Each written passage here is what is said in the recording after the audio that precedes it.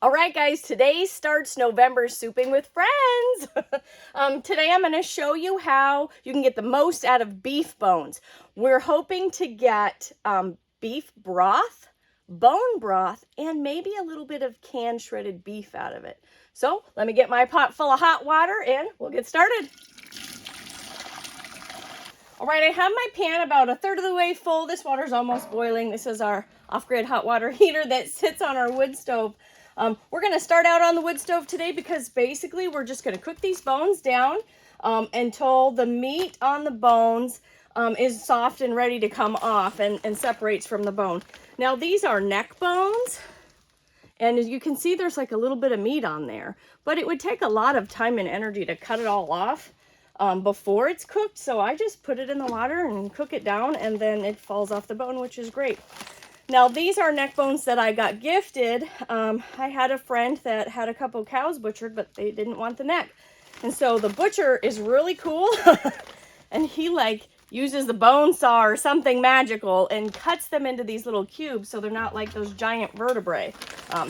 Anyways, so this is about, I have about 12 pounds all together. Oh, good, it does fit. I wasn't sure it was going to fit. And just in case you wondered, a really good point of advice is not to take an open bag of raw meat bones and put them on your couch and expect them not to tip over and spill all over your couch. Okay, looks like we need just a little bit more water in there. I'm going to put enough water in so that the water comes up over the bones. Not too much because this pot's likely going to boil. And I don't want it to boil all over the stove. See how we did with that. Oh, I think that's close enough. We'll put the lid on it and then we're just gonna let it cook on the wood stove because, well, the wood stove's going because it's wintertime. I think it was 11 degrees this morning, so it's pretty cold out. If you didn't have a wood stove, you just put it on your stove and cook it on like medium or medium high and simmer it until the meat falls off the bones. So when the meat falls off the bones, I'll meet you back. Okay, this has been simmering for about 4.5 hours now. The meat is just starting to pull off the bone, which is perfect. So I will meet you at the table for the less than fun part of this job. Okay, we kind of have an assembly line here. And this always makes a giant mess. You're going to get beef grease everywhere. So just concede to that now. Okay, the first thing that we're going to do with this is drain the liquid that's in here out. And this liquid right now is beef broth or beef stock. It's not bone broth yet. It's just beef stock, beef flavored water, okay? So we'll see if I can do this without living in the splash zone here. So I'm straining it through maybe a mesh strainer, and it doesn't matter what kind you use. This is just a stainless mesh strainer, so that what ends up in my stock pot is clean broth without bits and pieces of meat and bones and fat and stuff. And then we will deal with all the bits and bobs and leftover stuff in a moment. All right, try this again. There we go. Ooh, hot. Steam's hot. I gotta give my arm a break. Okay. I got an idea.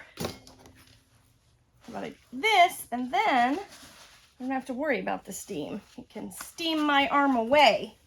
All right, here we go. Whoop. I'd give you a close-up shot of this, but I think I got as many jobs as I can do right now. Bringing the camera over is not one of them. Okay, and so then what you're going to do is with all these bones and fat and cartilage pieces is you're going to put it in another container for now. And you'll deal with it in a little bit. Back to getting more stock out. Ooh, mama. Let me finish getting this separated and then I will meet you back. Okay, the rest of what's in this pot is all bones and meat and parts. There we go. This also makes lots of dishes when you do this because you have to use all your big pots. Okay, so we're going to let this stuff cool down a little bit because in a moment we're going to handle it and separate all the parts, and then we can get this in the jars right now. Okay, we have our pressure canner ready. This is my smaller Presto canner. It's just on low because that water that we put in there from the wood stove was almost boiling. It's just gonna stay there and stay warm while we fill up these beef stock jars to go in there, and that can start canning while we deal with this stuff. And for now, this is cooling down so we don't melt our fingers. There's a lot of, I wouldn't say a lot, but there's a film of fat on the top of this beef stock, you know, because all that stuff cooked down in it.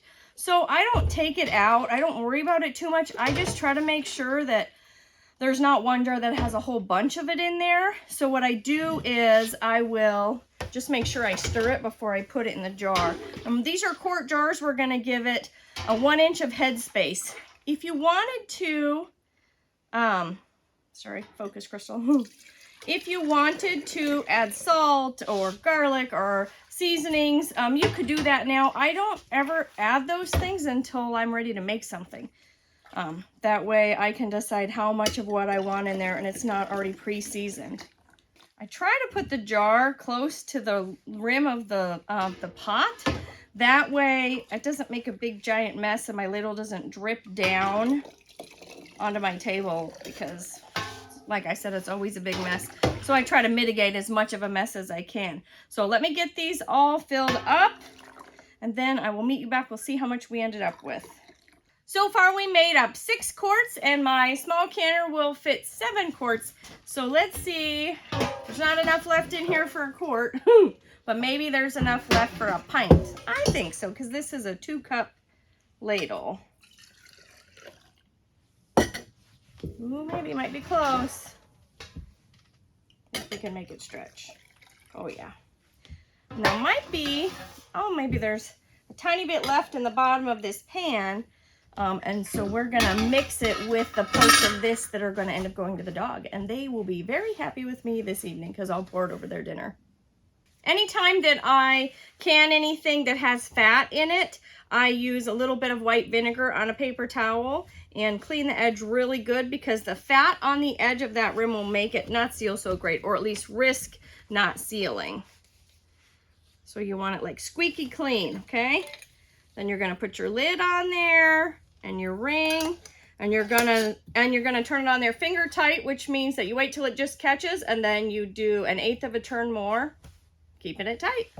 Somebody told me that if you use the Superb lids, you need to tighten them down a little bit more. I find that to be true because it seems like there's a little bit more resistance between the lid and the ring. So sometimes it makes you feel like it's on there tighter than it is. That's my experience anyways. But like this one's just a regular old ball lid. I don't care what kind of lids I use. I'm not picky like that. These are my little heat-proof gloves that I always use for canning. It means I can grab the hot jars and not melt my fingers, so that is always a bonus. Don't break the jars. Don't break the jars, Crystal. Okay, now we're just gonna put the lid on it. Tighten it down, turn it up a little bit. We're gonna let it vent. That means the steam's gonna start coming out. When the steam starts coming out, I'm gonna let it vent for 10 minutes. Then I'm going to put my 10 pounds of pressure on there. When it starts rattling, like that, it's going to pressure can 25 minutes for quarts and 20 minutes for pints. And even though I have a pint in there, I'm going to do the 25 minutes because you always want to do the greatest amount of time for the ingredients and sizes that are in your canner. That's how you can keep everything safe. So while this is doing its thing, we'll get back to the table and start ripping apart meat, baby. Okay, I got things reorganized a little bit. Our canner had vented for 10 minutes and I have the weight on there. It hasn't started rattling yet, but now we're going to start separating things. We're going to separate the meat from the bones, and that's going to go in one pot because we're going to figure out what to do with that in a little bit. And anything that's like weird gristle or tendon is going to go in this pot with that last little bit of beef broth that we had left over, because that'll go for the dogs and they will really like that. So this is kind of a tedious process. So if you like to listen to audiobooks like I do, this would be a great time to do that. I always try to keep one clean hand and one dirty hand, but I don't know that that's going to happen. I might end up with 2 dirty hands this time. Okay, and if there's little bits and pieces of meat and junk and parts that are still kind of left on these and you don't want to spend 9 hours to clean all this up, it's totally fine, because that's gonna all go and get cooked down to make bone broth. So just keep picking away here. That can go to the dogs. And I mean, if you want to eat the gristle and the fat and the tendons, you sure could. I mean, it's edible, I'm sure, but my dogs will like it a lot. So I will keep going, and then when I get done with this, I will bring it back and show you how much I got of each thing. Okay, we're almost at the end of the line here. You can see there's not much left, and it hasn't really taken very long because look, the canner hasn't even come up to pressure yet. But I thought it was important to tell you about, like, when you get to all the little pieces, I mean, I'm feeding this middle kind of grainy, yucky, gristly stuff to my dogs. So I really make sure there's no bones in it. And also, if you're gonna eat that meat, you need to make sure there's no bones in it. So I did give in and use 2 gloves, but it lets me really push into the meat and the parts and see, is there anything in there that's gonna hurt my family or my dogs? And sometimes there's teeny tiny bones in here, especially when like I'm using that stuff from the butcher that cut those bones. Who knows where the bone got cut? It could just be at the tip of something and there's a little bone in there. I don't know, I just don't want my dogs to choke or, you know, have their intestines ruptured or something horrible like that. That's like a hooey gooey bit. That is a delicious dog snack. All right, I'll keep going. Won't be much longer. And then, ooh, look at that. Tiny. It's like the size of a dime, and it isn't very thick. I don't know if you can see that, but like that would not be good to bite into or for my dogs. Okay, now I'm getting to the point where I'm not really comfortable putting any more of what's in here into the people bowl or the dog bowl, even though there's still lots of good meat in there, but the pieces are so tiny. So you can either stop it when you get too nervous about somebody eating a bone, or if you're just too tired of doing it, and dump it in with the bones, because all that is going to go to use. Let me show you this teeny tiny bone I found. Let me get my gloves off here. Look at this. It's a tiny shard. Yep, and I think once I found that, I figured that's enough. I'm not looking anymore for pieces of meat. I would rather people not choke. And so then what I do at this point is I'm grabbing and mushing between my fingers and feeling if there's any bone pieces in here. And look, I found one. Right, I don't want my dogs to eat that. So after I've already gone through it once by hand, I double check and I go back through it all. Now it seems like a lot of work to do it this way, and it is a lot of work. But I don't like to waste things, and I don't like my family to get hurt. So I'm trying to find the balance of those two things, right? Okay, so there's no more bones in there. I'm confident about that. That's the dog one. And this is the people one. And I don't know, maybe we ended up with 3 or 4 cups of meat. I'm pretty sure there's no bones in this one. Only like the perfect stuff goes in this bowl. Yep. Okay, so we're good. So now, excuse me, at this point, this meat can either be put in jars and canned. You could add a little bit of the broth back into it, and you would can pints for 75 minutes at 10 pounds of pressure. But I don't want to run a canner load for this little bit of meat. So for me, I'm just going to stick it in the fridge in Ziploc bags, or in the freezer, sorry, in Ziploc bags. And this is great for like tacos and casseroles. And usually what Mr. Reeve and I really like to eat this with is we make like Philly cheesesteak sandwiches out of it. It's really good because it's already shredded, right? Okay, so at this stage, we have 6.5 quarts of beef stock that is canning. We have 3 to 4 cups of shredded beef for people eating. And we have, I don't know, probably just about the same 3 or 4 cups of amazing dog food. And we have a pan of bones. And they're not done yet, okay? This is just the middle of the road. So let me get all this cleaned up. I'll get this shredded beef put in Ziploc bags. And then I will meet you back when that canner is done canning the beef stock. All right, we got our beef stock out of the canner. I ended up with about 3 pints of that shredded beef. Now I'm just gonna stick it in the freezer like this. I decided not to put it in Ziploc bags because I just like this better. And I put storage lids on them. And I will use these, like I said, for tacos or to bulk up soup. Each one of these is about a pound of meat. Now, when you go to use it, or when I go to use it, I always add a little bit of Worcestershire sauce because it's kind of the closest thing to tasting like meat that I have that I can add to it. And it really buffers the flavor a little bit because remember we boiled this meat for like 4 hours. So it does lose some of its flavor, but it's still perfectly good, usable meat for eating. So let me put these down. And now we're just gonna take these bones, and you can see there's still little meat parts and stuff on there, which is fine. All that stuff is great for bone broth. We're gonna dump it in the, try not to make a mess. Ooh, we did good. When you're pressure cooking, I guess I didn't tell you, that's what we're gonna do with these. We're gonna pressure cook them. When you're pressure cooking, you don't wanna fill your canner more than 2/3 of the way full.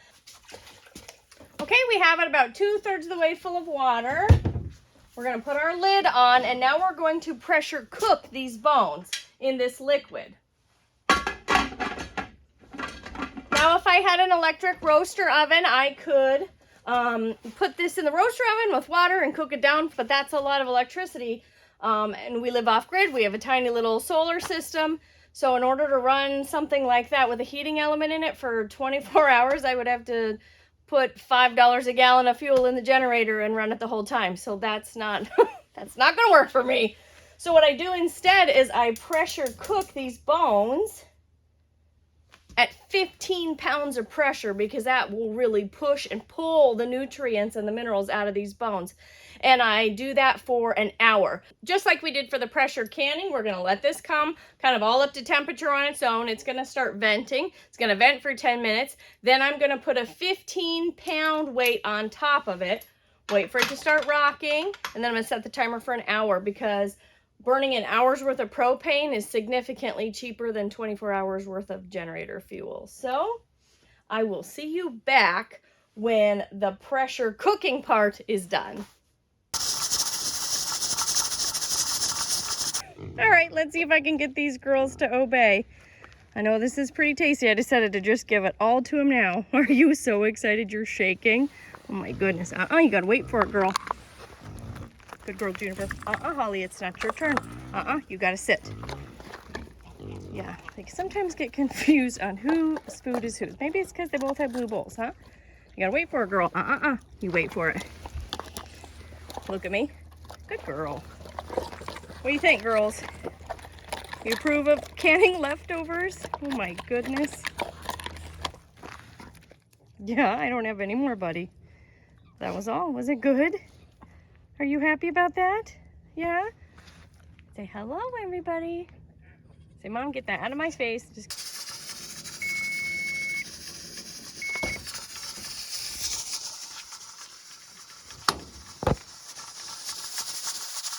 Okay, so our pressure cooking is done. This is cooled down enough to depressurize. So now we're going to take the liquid that's in here, run it through the strainer again, and try just to get the broth in there. This might be a difficult task. I got a different shirt on because it's getting cold in here. We're working desperately to get our wood stove area remodel project done, and so that means the wood stove can't be running, which means it's getting colder and colder. And it's nighttime now, so sweatshirt was necessary. Man, we're hoping to have that wood stove project done by the next Souping with Friends video, which I'm very excited to have done. So anyways, back to trying not to make a disaster of spilling. I think I'm cooler this direction. Much cooler, actually.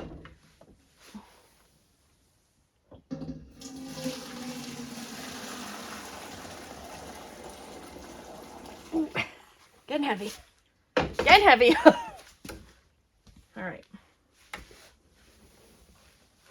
It's only a little bit hot. It's fine.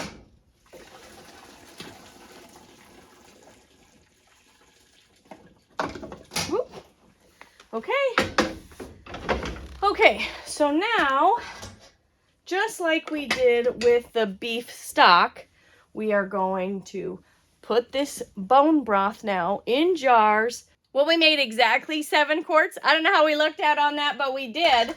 If I wanted to make more bone broth, I don't necessarily need more bones.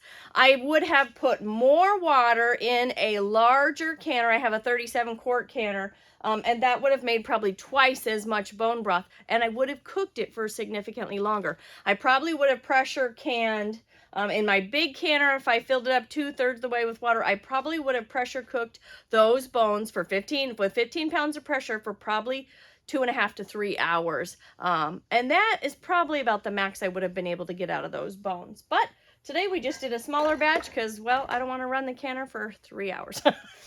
Okay, now we're going to can this bone broth just the same way we canned the stock earlier. We're going to do 10 pounds of pressure, right? 25 minutes for quarts, 20 minutes if we had done pints. And I hope you guys enjoyed this Souping with Friends video. If you want to watch other Souping with Friends videos, search hashtag Souping with Friends. And don't forget to check out Modern Homestead Alaska because I bet she's going to have soup videos up too.